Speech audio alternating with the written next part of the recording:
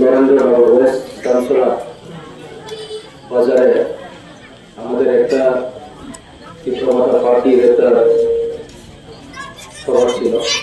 এখানে যারা আমার আওয়াজ শুনতেছে আমি তাদেরকে ধন্যবাদ জানাই। সর্বপ্রথমে আমি বেশি কথা বলবো না, তবে আপনাদের সাথে আমি ইন্টারেকশন করবো যেটা আপনাদেরকে বুঝতে লাগে যে তীব্রমাত্রা পার্টি সুপ্রিমো আমাদের মহারাজা সবাইকে নিয়ে যে বিগত 5 বছরে আমরা যেভাবে চলছি এটা আপনারা জানেন। যারা উইকার সেকশন আছে, উইকার কমিউনিটি আছে, আমরা তাদের জন্য স্ট্যান্ড হয়েছি, খারাপ আছে। আমাদের মহারাজা সবচেয়ে স্ট্রং পিলার, যারা দুর্বল সমাজে দুর্বল আছে এবং নেগলেক্টেড আছে তাদেরকে নিয়ে আমরা তীব্রতা গড়ে তুলছি। তো এই কারণেই তো এখানে আমাদের মুসলিম ভাইরাও আছে, আর মণিপুরি ভাইরাও আছে, হিন্দু ভাইরাও তো আছে, বাঙালিরাও আছে এখানে আমাদের সঙ্গে। কারণ যারা এখানে অরিজিন, ত্রিপুরার অরিজিন আছে, আমরা তাদেরকে বলি তিপ্রাসা। তিপ্রাসা শব্দটা এটাই যে যারা আগে থেকে এই ত্রিপুরা রাজ্যের বাসিন্দা আছে তাদেরকে আমরা বুঝাই তিপ্রাসা। আর যারা বাংলাদেশ থেকে পরবর্তীতে আসে আমরা তাদেরকে তিপ্রাসা মানতে পারি না, সোজা কথা। কারণ এখানে এই রাজ্যে আগে থেকে আমাদের হিস্ট্রি আছে। এখানে আমাদের মুসলিমরাও আছে, মণিপুরাও আছে, বাঙালিও আছে, আর ট্রাইবেলরাও আছে। তো এটা তো আমি বলছি না এটা। তো এই যে আগে থেকে যারা আছে, যে তিপ্রাসা আছে, তাদের অধিকার পাওয়া দরকার আছে। তো আমাদের যারা আগে থেকে বাসিন্দা পুরান যারা আছে তারা কিন্তু বঞ্চিত হয়ে গেছে ওইটা। যারা পরবর্তীতে আসছে তারাই বেশি অধিকার পেয়ে গেছে। তো এই কারণে আমরা ডিমান্ড করছি আমাদের অধিকার দাও, আমাদের জমিন, আমাদের ভাষা, আমাদের ধর্ম, আমাদের কালচার, এটাকে রক্ষা করার জন্য আমরা আন্দোলন করেছি। তো মহারাজা এটার ভিজনটা নিয়ে যে আমাদের যে মহারাজা রাজ আমলে যেরকম শাসন করেছেন সেইভাবে আমাদের গণতন্ত্রের সময়েও আমরা এইভাবেই আমরা রাজ করব। এটা আমরা বলতে লাগে না, আপনারাও জানেন 5 বছরের মহারাজ কিভাবে আন্দোলন করেছেন, কার জন্য কথা বলেছেন। তো এটাকে নিয়ে বুঝতে হবে প্রথমে। তো আরেকটা জিনিস দেখেন, বিজেপির যে কথাটা, সিপিএম এর কথা তো এখন আমি বলতেও চাই না, কারণ এরা তো না দাঁড়াইলে ভালো, এখানে কোনো কন্টেস্ট করিয়া লাভ নাই। তো বিজেপি এখানে তারা যে স্টেট পরিচালনা করছে, সেন্ট্রালও তারা পরিচালনা করছে। তো এখানে ডেভেলপমেন্টের কথা আমরা সবসময় শুনে, কিন্তু ডেভেলপমেন্ট আসলে হচ্ছে না। এপিসি এলাকাতে ডেভেলপমেন্ট আসলে হচ্ছে না। এটা আপনারা বলছেন না, এটা আমি আপনাদেরকে বলি। যেমন আপনারা গড় পাইছেন, তো এই গড়টা prime minister Awas Yojana scheme থেকেই তো আপনারা গড় পাইছেন। তো এটা তো সেন্ট্রাল গভর্নমেন্টের টাকা। এরপরে আপনারা যে জল পান করেছেন, জল যে সুযোগ, জলের যে সুযোগটা পাইছেন, এটাও তো জল জীবন মিশন থেকে, এটা জল জীবন মিশন স্কিমের দ্বারাই এটা হয়েছে। তো এটাও তো সেন্ট্রাল স্কিম। তো এইরকম অনেকটা সেন্ট্রাল থেকে আমরা পেয়েছি, পুরা বাতা থেকে শুরু করে সবকিছু, রেগার কাজ থেকে, রেগাও তো সেন্ট্রাল স্কিম না।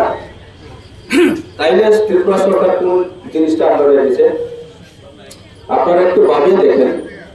যারা বিজেপি করে তারাও ভাবিয়ে দেখো। এখানে শুধু পিডব্লিউডি আছে, এটা স্টেটের আন্ডারে আছে, স্টেট গভর্নমেন্টের বাজেটের আন্ডারে টাকার মাধ্যমে এটা করা হয়েছে, এটা তো আমরা মানি। কিন্তু এরা যে প্রত্যেক বছর যে ফান্ডিংটা আছে, টাকাটা কেন্দ্র থেকে টাকাটা আনে, ওই টাকাটা কোথায়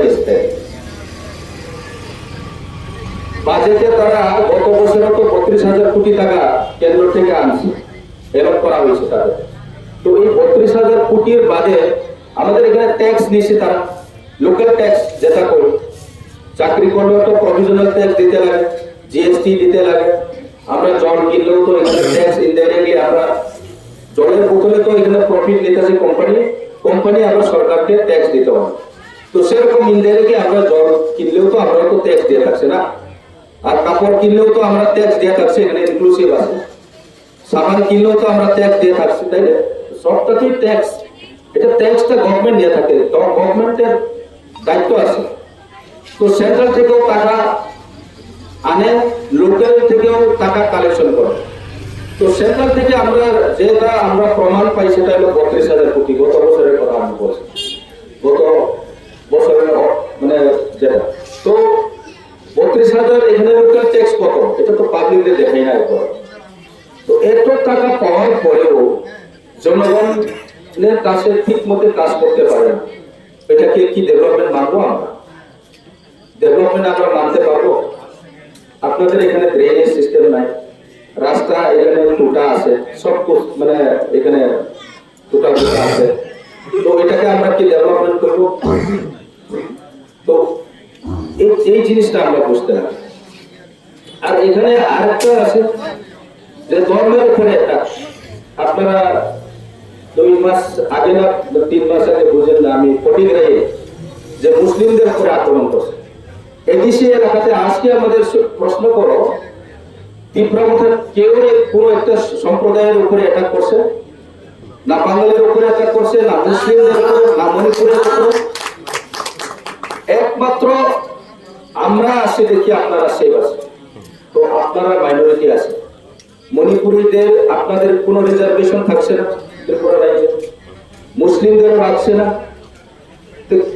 এখানে কিভাবে পরিচালনা করছে? আমরা তো ডিমান্ড করছি, মহারাজা তো বলছি ডিলিমিটেশন হওয়ার পরে মণিপুরীদেরও একটা রিজার্ভেশন রাখা হোক, আর মুসলিমদের জন্য একটা রিজার্ভেশন, সিট রিজার্ভেশন রাখা হোক। এটা তো মহারাজার এটা ডিমান্ড আছে। তার মানে আমরা সবার জন্য আমরা চিন্তা করছি।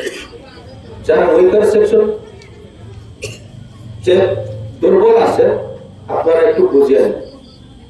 আমরা তাদেরকে প্রোটেকশন দিছি। এটার কারণে আমরা আগামী দিনেও আমরা ভালোভাবে রেজাল্ট হবো। এডিসিতে আপনাদের সঙ্গে চ্যালেঞ্জ করছে, তো চ্যালেঞ্জটা আমরা দেখাই নিব।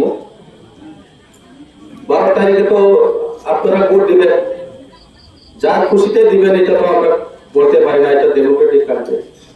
তবে আমাদেরকে মানুষ বেশি সাপোর্ট করবো বলেই আমরা জিতবো, এটা আমরা জানি, আমরা আশাও রাখি। তো আপনারাও আমার সঙ্গে থাকলে আপনারাও এবং সবাই মিলে আমরা একটা স্ট্রং একটা এই এডিসি এলাকাতে আমরা সুরক্ষিত রাখবো। আপনারা কোনো নিশ্চিত মানে চিন্তা করার কোনো কিছু দরকার নাই যে এটা ত্রিপুরা হলে আমরা শুধু ট্রাইবাল কমিউনিটি শুধু এটা ডেভেলপ হয়ে যাবো, ট্রাইবাল কমিউনিটি শুধু সেই বলবো, এরকম। আমরা তো এখনো আপনাদেরকে নিয়ে চলছি, আপনাদের জন্য আমরা চিন্তা আছে। যারা মুন্ডা আছে এখানে, তারাও তো এখানে গরিব, সব গরিব, তাদের জন্য চিন্তা করা লাগবে। তো সব সম্প্রদায়ে আমরা নিয়ে চলছি। তো এটা লাগেই আপনারা মহারাজার সাথে, মহারাজার সঙ্গে থাকেন। আমরা মজবুতে, আমরা আগামী দিনে আমরা স্ট্রংলি আমাদের যে অধিকারের লড়াই আমরা সাকসেস করবো। এতটুকু বলেই আমার কথা এখানে শেষ করলাম। ধন্যবাদ।